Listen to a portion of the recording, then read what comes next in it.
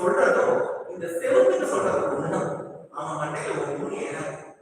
அவனால ஒரு அக்ஷரம் கூட உறுதியா சொல்ல முடியாது அப்படின்னு சொன்ன உடனே சங்கர பகவத்பாதர் என்ன பண்றார்? சித்தாந்தம் வேற, அவர் அத்வைதத்தை போதிக்கிறார். ஆனா குருவினுடைய முக்கியத்துவத்தை இந்த ஒரு இடத்துல இருந்து நம்ம தெரிஞ்சுக்கணும். அவருடைய மனசார ஆனந்தங்களை நினைச்சு அனுகிரகம் பண்றார்.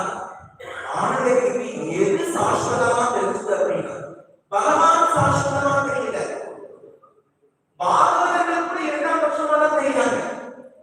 முதல் பட்சமா தெரிஞ்சது என்ன அப்படின்னா குருவினுடைய திருப்படி.